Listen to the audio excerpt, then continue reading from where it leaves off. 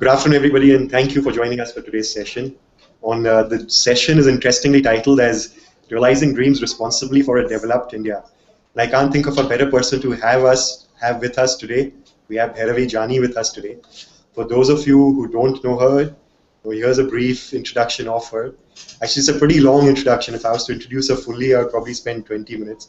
So I'm going to just keep it to the brief, key highlights. She's a fascinating person. She's been a fourth generation entrepreneur and a director at the SCA Group of companies that's into diversified areas pertaining to logistics, port, shipping, customs, etc. She comes from an educational background of having done her Bachelor of Science in Business Management in the US. She began her career very early on, and as she is sharing with me at the early age of 19 with KPMG Consulting in Washington, D.C. She went on to set up her own company when she returned in India in 2001. By 2005, I believe she was bored of running her company so well that she actually left that to pursue a full-time activity and then go back to INSEAD. Starting 2011, she chaired and steered the India at 75 initiative that we'll talk a little more about through this conversation. She has also been a past chairperson of the Young Indians CI, which is a part of the CII. She's been profiled as Stree Shakti, woman power person by CNBC Awaaz. She's been ranked as one of the 30 most powerful women by India Today, and she has many more accolades to her credit. I know Bhairavi since the last 10 years, and I know all the things that she actually keeps herself occupied with. She's a very multifaceted person. So in a profile, the one line that really caught me most by interest, and I'm going to pin you down on this as a first question, Bhairavi. Your profile ends with saying in her spare time, given everything that you do.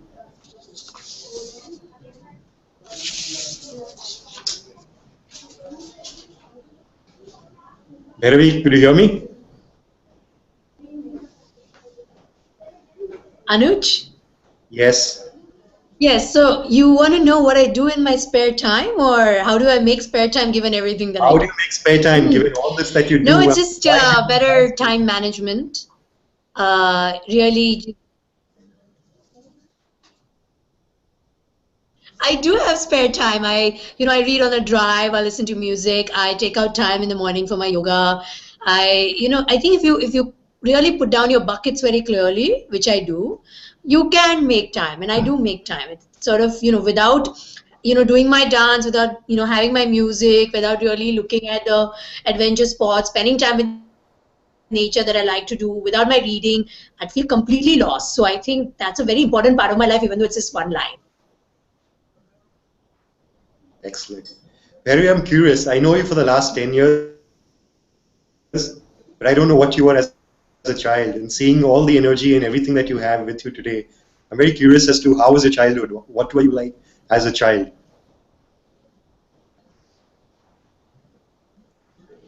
So I was a very active child. So I think they sent me to school early. So at 2 I was sent to school because both my parents are working parents, and so life started early. And I think I was, from what I remember, I'm being told that I was a very quiet child, but I was a very diligent student and did well in studies. I went to a school that had multifaceted activities, and I think this has continued till date and will continue till the end of my life, which is that, I had a school that allowed us to do multiple things, from community service. It had like a student parliament, so you sort of stood up for elections, and it encouraged travel in students. So I think all of that continues today, and a multifaceted education that I received when I was young has played a significant part in who I am today. Great. Since the theme of today's topic is sharing dreams responsibly, what were your dreams as a child? Do you remember your dreams? What did you think about? What did you fantasize about? What did you aspire for? And as a child, with all the innocence of a child, so with the environment around you, what were you really thinking of? I had a dad who lock me literally up in a room, not lock, but put me in a room from the age of 9 every 3 months and ask me, what will you be in the next 25 years? Okay.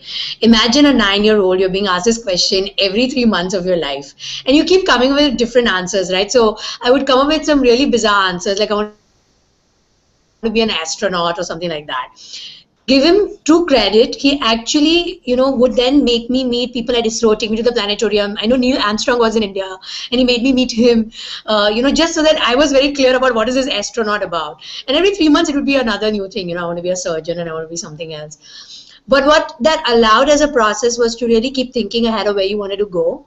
And then, meeting other people who were stalwarts in that field sort of allowed me to understand that when it's okay to dream, it's okay to keep chasing your dreams, and it's okay to impressions. And I think that sort of set a process up, which was like, so yeah, I went on from wanting to become from an astronaut to a scientist to a fighter pilot to everything till I came to the point and I said, instead of worrying about what I want to do, I'll worry about what I like doing and what I really like. And I figured that I like numbers and I like statistics and I like business. And that's how I sort of, I like logistics. And then I said, okay, now that I figured out what I like, I'll go study that and figure out where it lands me up in life. So, Bhairavi, given that you had the privilege of meeting all of these, very fascinating people right from your childhood, do you remember any of your childhood heroes or idols that you looked up to, whether or not those who you met or others? So I really, I remember meeting the Prime Minister Rajiv Gandhi because, my school was part of a competition and we sort of won the final and he was giving the award. And as a Prime Minister and as a leader, he really, I think he had a phenomenal impact on me in terms of how humbly and with humility he had carried himself.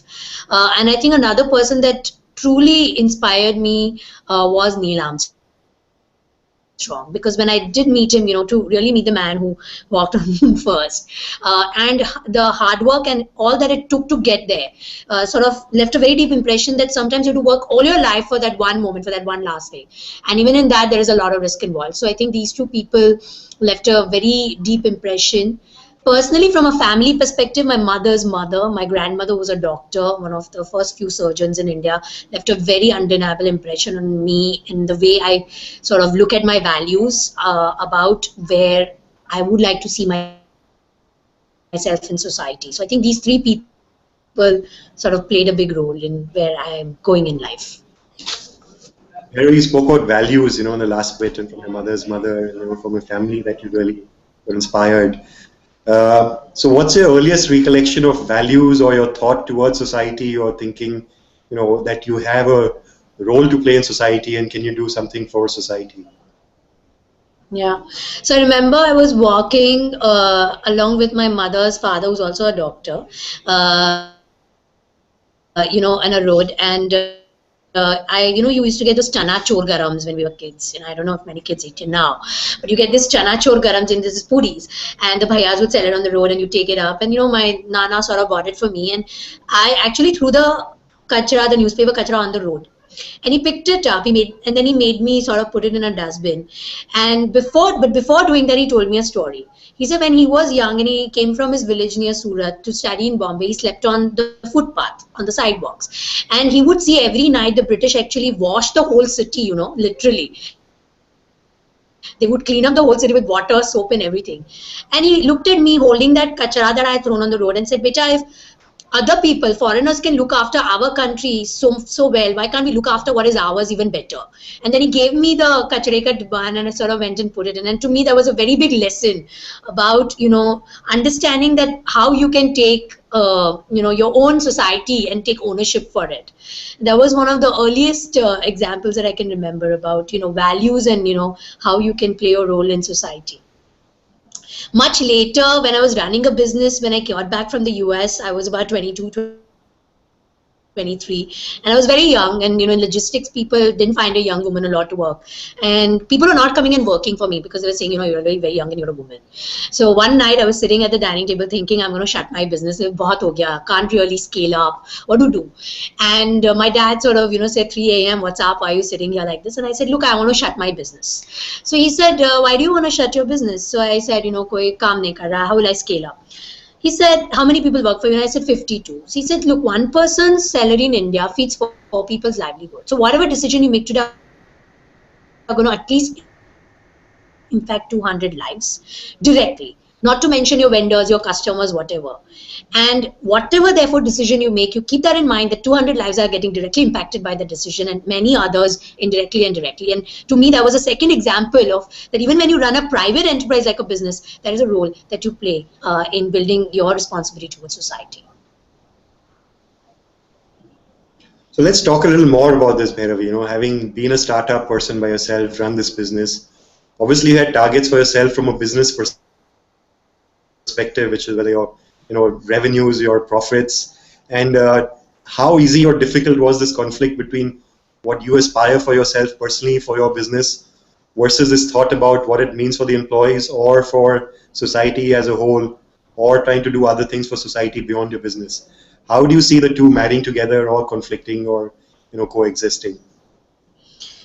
I fundamentally believe, Anuj, that especially in India, and I know it's true for many other parts of the world, that you cannot create aggregate value in your financial capital unless you've created social capital. Whether that social capital is being created inside your organization or through your organization in the communities that you operate in can be dependent on the size of the business that you run. So when I was running a small startup, it probably had an impact only to my employees and to my clients. But you could look at how your employees went about developing their career, how they were, because it was a very young team in my first company, what was the career path you were giving them, what were you adding back to them, what kind of an environment you were creating at the workspace, really mattered. And therefore then allowing them to go out there and work with others, including, for example, especially the industry where I come from, you work a lot with people at the grassroots, you work with laborers, you work with daily wagers. So how do you treat them and how do you work with them? Many years later, when I was building my first warehouse, when I was constructing my first warehouse, when we were buying the land, and land acquisition being such an important topic, right, where you keep talking about how does it relate to the industrial relations. The question I ask myself is, if I had something given to me by my grandparents, if I had to give it away to someone, how would I feel? I wouldn't feel very good about it, right? There is an emotional attachment to that. Land, therefore, is an emotional attachment. It's not just about money. And I realized that when you buy land, because the farmer is selling it to you because there is a dire economic need and there is an economic reason to sell that land. But there is still an emotional attachment to it because it is being passed on from generation to generation. He's going to continue to live on the other side of the road in the village while you build your factory or your warehouse or whatever it is on that land. And he's going to see you prosper on it. Unless you really think how that prosperity can translate to that farmer on the other side of the road and make him part of your journey, he will constantly look at it and feel unhappy, and at some point in time there will be issues.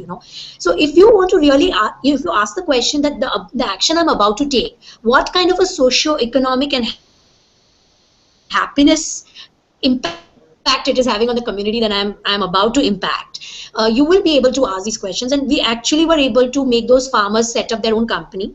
We taught them, we didn't bring labor from outside in those warehouses. They set up their own company. We taught them how to, be a logistics employee, of course, but we also taught them how to run a company, how to do their accounts, how to be shareholders. And then they ended up giving their services to 15 other warehouses in the area, right? And so you taught them how to fish. And then suddenly your doing well was completely linked to their doing well.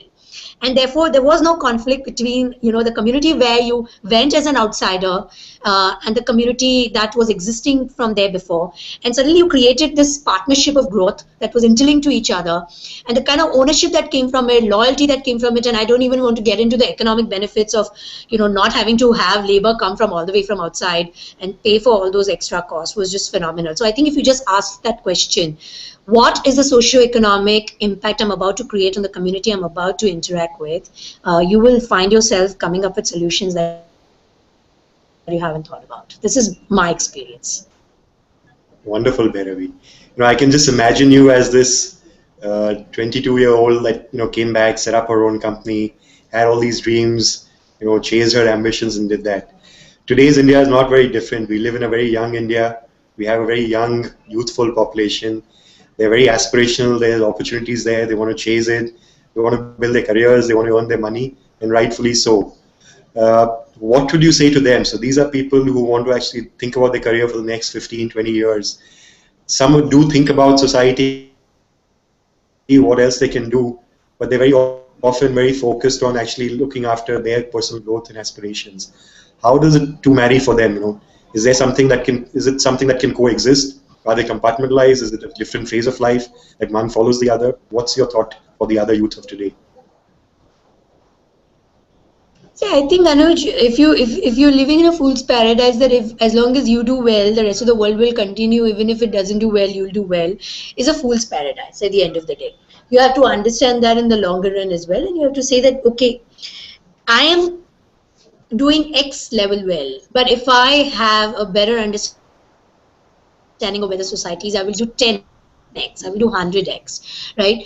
And it's important therefore to keep that mind frame in today's world, especially when there's so much interconnectedness between what you do and what impact you create, because purely because of technology and its reach.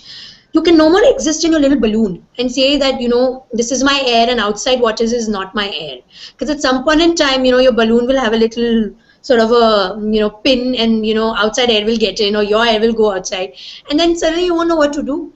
So it's so much better to be in line with that, and the only way to come in line with that is to delve in it. So you can say that it's, listen, I've got a 9 to 7 job, in fact it's not even a 9 to 5 job, it's a 9 to 7 job. Where do I get time to go and help, say, children in a slum nearby to teach them something? But if you don't understand that world, you are going to continue to exist in your bubble, and at some point in time you'll come to face with it, and then you won't know what to do.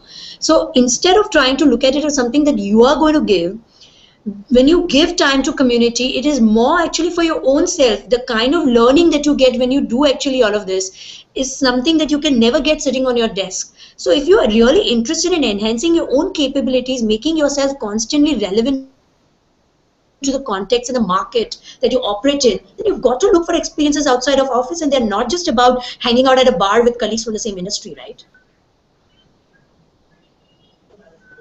Barry, let me push you a little on this one. Some may say, and the youth may say, that you were privileged to come from the background that you did. You had the luxury of choosing to work or not to work, or to work as much as you desired to, or you had the luxury of having the risk of that paying off, and therefore you could afford to divide your time, do everything else that you did. But many others out there, fresh from college or fresh from whatever education they've had, need to get out there, work, earn for their families, build their future, and may not, they may completely agree with everything that you say, but simply may think that they don't have the benefit or luxury of following that calling of the heart. What's your thought? Right. So Anuj, the first job I ever got was in the US. I was 19. I was working for KPMG Consulting. For those who know these big four consulting firms, you can imagine my working hours. They were not 40, they were 80. On top of it, I wasn't living with my parents, unlike most people in India who would be. And, or I didn't have the thing of ki bai aake nashta bana ke jayegi or clean karke jayegi. I had to wash my own clothes. I had to clean up my own home. Everything you did on your own, right? And yet I took out time every weekend to go and serve for 2 hours at a soup kitchen, or every alternate Sunday I went and volunteered at the American Red Cross, right? Because it was on the way to work. So in the end, you have to say what are your priorities, and you make time for that. Is how life is. You asked me right at the beginning, how do I make time for my reading and my music? Because they are my priorities, so I make time for it. And that is the challenge, of course, that we all have to deal with in this multifaceted world where you've got so many options. But you put down your priorities and this is important enough to me and make time for it. Anybody who's been a first generation entrepreneur, a startup entrepreneur, will understand what I'm trying to say here. You do not have time. You're the peon of your company and you're the CEO of your company, right? You are the customer service agent and you're also the truck driver. I have done deliveries in my car and I've worked 18 hours a day, but I made time for things like YI and other things because I knew they would add back to my value more than me adding value to them at that point in time. So it's about prioritizing your time. Once you do that, you will be able to find time for it. I firmly believe in it. It has got nothing to do with what is your socioeconomic strata at all. As long as that is your priority, you will make time for it. And why would you not make enhancing your own ability to perceive the world a priority? It seems like a no-brainer to me. Fascinating, Bhairavi. Every time I talk to you, I feel that you reflect level of thinking that's far ahead of your age at every time, in your respective phase of life. You spoke about a couple of early experiences, as childhood, but have there been more experiences of through later on in your life that have really helped shape your thinking, or in a way kind of direct your mind. And I can share personally, you and I have both been part of this, the India Leadership Initiative program set, by the Aspen Institute, which is run in India by the Ananta Aspen Center. That to me has really helped make me think differently. Some of these are really milestones or turning points or experiences in life that pretty much set your priorities that you said. Can you share anything more about any such turning points or things that have actually made you realize what you want from life? Sold my first company. It was just 2 years ago that my father had sold one of our flagship companies, and he had been after me that you have to sell your company. So I was sort of very uncomfortable. I said, "Listen, Papa, now by the time I have finally set up 150 people working for me, and all this yarn you gave me, 1 person salary, 4 people, now you want me to sell it and all of that." That's because he, for the first time, had sold his first company at at the age of 52 or whatever have you. And he felt that there was a huge process of detachment he had to go through, which had he been through it earlier in his career, he would have been even far more effective in building his businesses. And so he advised me, even though it was a very successful business and I was in a very sweet spot, to sell my first company, to actually understand the process of detachment with what you do. Very important aspect, because suddenly, when you create organizations, when you create positions, they become and you become them, and you're not able to create that distance that should exist actually between you and what your creation is, and you should be able to let it go. In letting it go, you create more space. And it was a very important lesson at a very young age to constantly move on, create space for yourself, because in the aspect of letting go, in delegating, in moving on, you create that creative space for yourself constantly. It's only in the vacuum that something can come. And it was a very important lesson for me, which is what happened even when I joined the India Leadership Initiative, because I had cleared up the space and stepped back from day-to-day operations in my businesses. And it's only when I cleared up the space that I could have something like India at 75 come in my life, and I could take out 18 months of time for it full time. Had I not made the space, I would not have been able to do that full time. And I think the leadership initiative sort of in a way gave me that group of people, because there's very little reflection time we give to leadership. We're always expecting leadership to be in action mode, whereas there's a very important aspect called reflection that is necessary in the leadership, which a lot of people now around the world are focusing a lot on. But as a culture in India, we've been doing it for years. No, what are Rishi Munis and all doing? They're sitting and observing, and I think observing yourself, observing and reflecting on where you are going and where you ought to be is a very important part, and you must do and clear space for that. Where we spoke about companies, we spoke about your companies. Let me take this opportunity to talk about the Tata Group. And this year, incidentally, we're celebrating the 175th birth anniversary of the founder, J.N. Tata. The Tata Group has always stood for certain values. They've always stood for giving back to society. J.N. Tata personally is known to have championed the cause of the environment, sustainability, communities, which is really what's reflected through the group's value system today also. So coming back to the question I referred to you earlier, how do you see that coexisting between companies and the society today in that process of giving back? And particularly in today's environment where India is a far more hyper-competitive situation. Every corporate is really pretty much trying to compete very aggressively with each other. It's a make or break for each company every year, every quarter, so to speak. How do you see the corporate world and this whole notion of philanthropy and the whole social aspect and the needs for communities coming together? And how do you perceive this, not so much now from an individual perspective, but from a corporate or from an entity's perspective? So one of the first few things we did actually, Anuj, in our business was we divided the role that the personal and family philanthropy played versus the corporate social responsibility of our group. Because personal philanthropy can be about what you aspire for and are passionate about. Philanthropy in essence is, if you know, was a Greek word whose roots are basically, it means for the love of humanity, right? So if for the love of humanity, you could do a whole lot of things which are personally, motivating for you.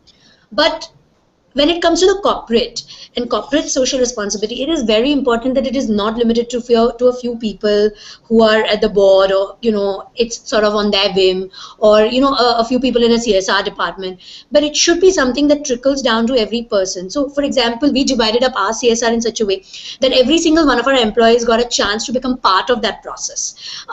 So we would only do disaster response kind of logistics CSR, so that our truckers, our packers, everybody would get a chance to pack the relief aids, deliver them on the ground, be part of that process. Whereas, when we help people to do education and health programs, we do it through personal philanthropy, because, that's not related to our business. So we try and keep a lot of our CSR in line with our business, which is in logistics primarily. So it can be green transportation, it can be sustainability on the road, it can be safety for drivers, it can be, AIDS and HIV/AIDS, because it's a big issue in the trucking industry. It's been disaster response and logistics, it's been gender neutrality into the workspace. So it's so much that we do which is related to our work in the CSR space, that allows every one of our employees an opportunity to contribute. Many CSR programs are created in such a way that sometimes a lot of people in that company itself cannot participate in them. I think it's the onus of the companies to design CSR programs where anyone, from a CEO to a person who is at the lowest grade in the company, should be able to contribute to that same program in the same breath. I think that is the success of a CSR program. Right. Bhairavi, let me move on to India at 75, and you referred to it briefly earlier. How was your experience with India at 75? What stands out for you personally as a personal memory or takeaway or learning, or is it something that really moved you or changed you in that whole 18 months that you were at India at 75? So one of the ways I got involved into it, as you know, Anuj, is that as you mentioned, I was a chairman for Young Indians, and before that, so CK Prahlad, who came up with this idea, had sort of worked with CII and then Young Indians. We traveled across the country with him, asking people, "What do you want from your life?" And I remember him giving us projects to do of getting children in school within 3 months' time in talukas and UP and things like that. And the power of sheer when a mass set of people move with their aspirations and voice their aspirations. I realized when I was part of that program, going along with him across different parts. And then he sort of one day said, young people like you should, give your time to India at 75, take out a few years. And I laughed it off. I said, I run so many companies, I don't have time to give full time, but you don't worry, we'll make it happen. And then in 3 months he passed away. So emotional jolt to me. I decided to create space in my life so that I could go and do this full time for 18 months, and just to be able to think for the whole nation, right? And to have what people wanted on your desktop in front of you, and thinking every day, how do you make it real for people? Going out and creating programs of absolute mass engagement, of millions of people getting engaged in millions of different ways, and creating city, rural, tier 3 town level sort of working models of collaboration, of making this whole mass of India work together, is a beauty by itself. I mean, it's a creative process, and every day was like that. So my biggest movement of takeaway from that was, when I saw people in this country, even the most poorest of the poor, moving towards wanting to make their life better, moving towards making their community's life better once their life was better. It touched me at a level where I said, if they can do it, gosh, there's so much that we can do from where we sit. And I will never forget those moments of absolute humbling moments of overwhelming emotion that I have faced sitting in villages with these people. So Bhairavi, you mentioned that this involved you thinking for the nation. That's a very powerful position to be in the sense of, it changes the perspective from, us thinking about us, our immediate surroundings, our perspectives, our problems. And when you truly sit to think back for the nation, and we're trying to think of this great country of ours, India, one of the themes for today is developed India. What's your definition of developed India? When you're looking at India, crystal ball gazing, 15 years out, 20 years out, what is that definition of developed India that you would hope for? And I think a lot of the conversation today happens in the context of GDP. We'll hit an economy size of so and so. But I want to hear your perspective. What would be developed India for you at some point in future? So Anuj, and we'll get into this, but I just came back from a drive that I did across the country. I drove 18,181 kilometers and visited 102 places in 52 days, right? And I met thousands of Indians all over again, and I took their videos and asked them what they wanted from their country, and what they would do if they were the chief minister or the prime minister. And it's amazing the multiplicity and the simplicity of how an Indian wants to contribute to his country. Is amazing. So if you ask me, my crystal gazing of India comes from this man I met in a small village in Run of Kutch, and he was wearing his traditional dress. He was herding a bunch of goats and cows, and I asked him, what does development mean to you? Because everybody keeps talking about this model of Gujarat development and all. And he said, look, I'm sitting here in my traditional dress. I'm talking to you in Gujarati. I'm not wearing an shirt and a pant. I don't have to go anywhere to get bijli, pani, sadak, right? And I can do what I want to do. I can be who I am in my skin and yet have all the amenities that are available to someone anywhere else in the world. And to him, that was the development. To another lady I met in Assam who was, running a tea stall, said, to me, having a house for everyone is development. To another person I met in Kashmir, who are paper mache handicraft workers, they said, continuation of arts and handicrafts is development for them. To me, crystal was, looking at a crystal ball, and looking at where India would be 50 years from now, would be that we have figured out a way to make the multiplicity of our people, this idea of India, which is a multitude of ideas, to exist together, to work together. We exist together in our opinions today. 50 years ago when we got our independence, it was not even like that. Today you have a technology and a process by which Indians are getting to voice their multiple attitudes and their voices of what they want for themselves. Of course, I want to see that get more robust, but I also want to see multitude of Indians working together, collaborating together. When 1.25 billion people, Anuj, will respect each other's views and get to work together and realize that nowhere in the world people have figured out a way to coexist like they have historically for 10,000 years, and they realize that strength. To me, that is what a developed India will be, a model for the world that in diversity there is universality and there is absolute acceptance of everything that is different, that is tied to a thread together. I think that is the model India will deliver to the world. Beautiful, Bhairavi. I wish some of our leaders today are listening to this. So since you mentioned about this trip, I for the our listeners or viewers, let me share with them that Bhairavi undertook this really fascinating 51-day long trip, Bhairavi, if I'm right, called what she termed as Highway to Yeah, Swadesh. 51. That pretty much covered That's right. all of India across all the border regions. To it was a car trip, road trip that took her into the interiors, through all the states of India, from starting right from I think Chennai down back to Kanyakumari, having gone through northeast, northwest, and back down south. Tell us more about this trip. What did you really learn about India? What touched you? The people you met, and you spoke a little bit about it, but tell us more on this.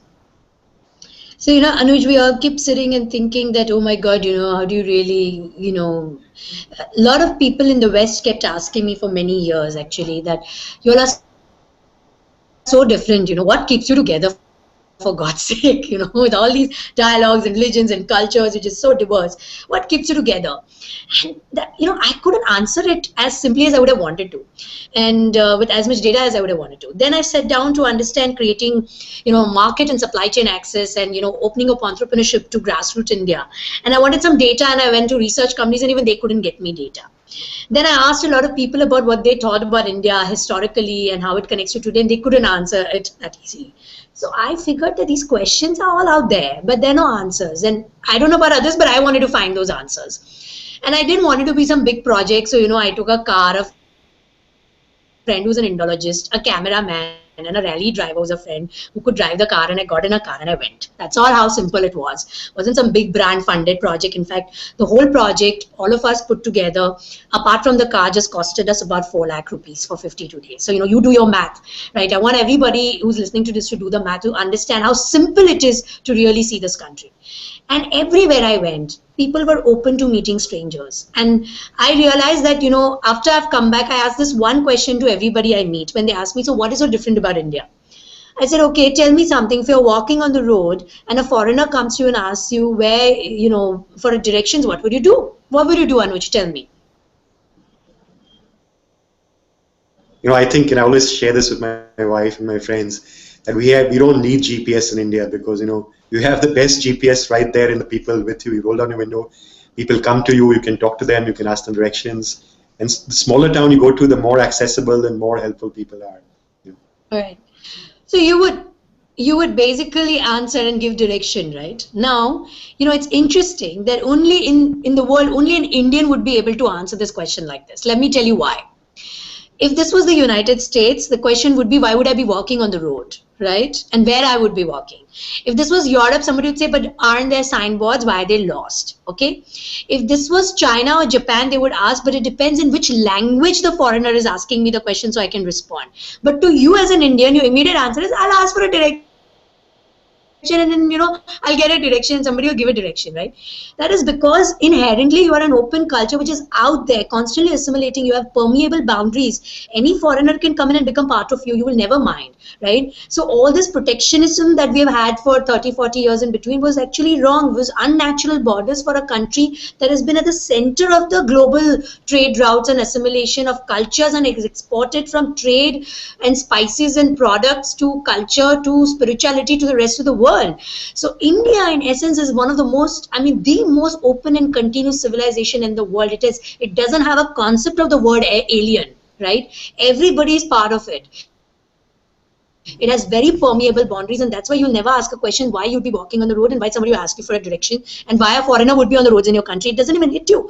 You won't even ask the question which language the question is in because you're so used to existing in multiple lingual system that it doesn't occur to you. If you take all of these things, right, ability to merge, ability to absorb old knowledge with new knowledge, constantly assimilate and reinvent yourself, exist both with old and new at the same time, collaborate and be open to new things and foreigners, be helping and be sort of cooperative in nature. Now you take these things and put it on a CV, right? Put it on a human being's career profile, right? How does it look to you? I would want to hire this kind of a person, yeah, who is open, who takes initiative, who's out there, is open to new things, taking risks, collaborative in nature. So this is the potential of 125 crore people of this country. So anything that closes us unnaturally is wrong. And therefore, we must continue to strive to be more and more open as a society. We are actually a very open society. And therefore, I like the idea of India eventually sort of regaining its place in becoming this cynosure of trade as well as knowledge exchange that it has always been for thousands of years. It's very interesting that we are having this conversation today on a day wherein the whole political controversy today or debate that's going on today as we speak, is what should be our national language in this whole controversy about Hindi, English, regional languages. So it's very refreshing that the political discourse is in a different place versus the people, their thoughts. We're talking about the openness, we're talking about the diversity, etc. Let me link that back to the theme of today, which is sharing dreams responsibly. And as you went around, what were the dreams that you saw people having? Are they talking one dream? Are they, it's this one gigantic dream that everybody has a different piece of? What are people really thinking, apart from the immediate existential, talking points? People are saying that, look here, there are certain things I don't have control over, which is road and water and electricity, that you do.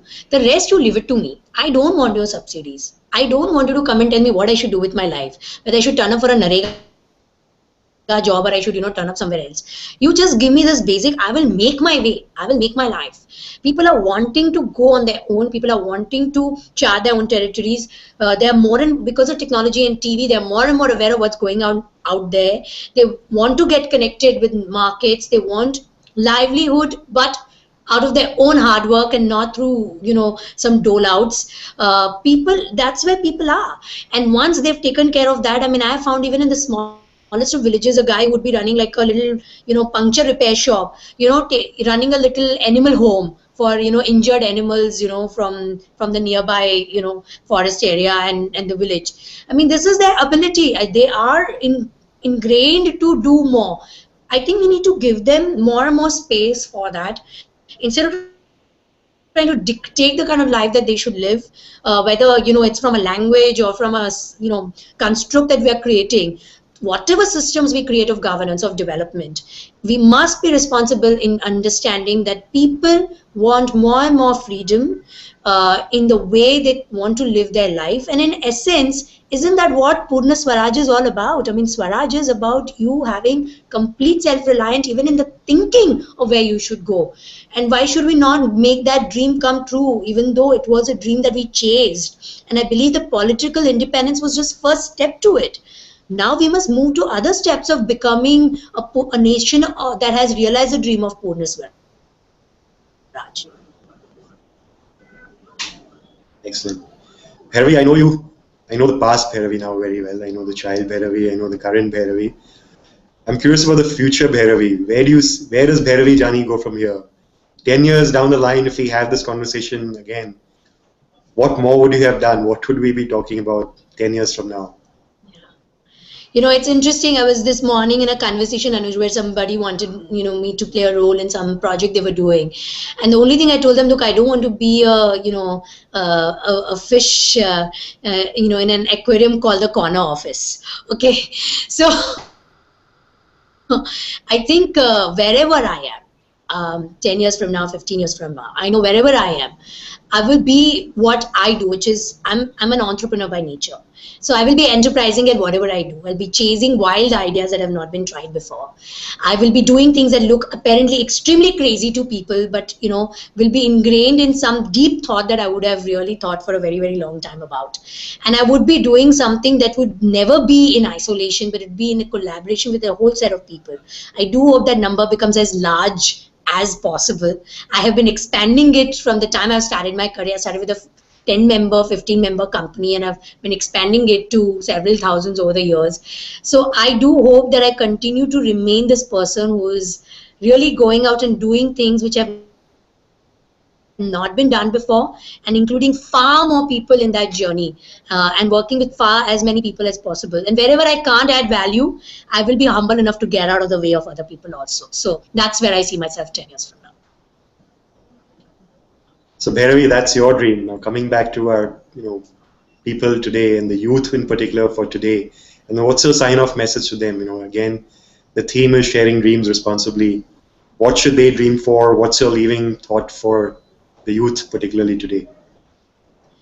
I think I would very simply say that first and foremost, the thing about having dreams is to be bold.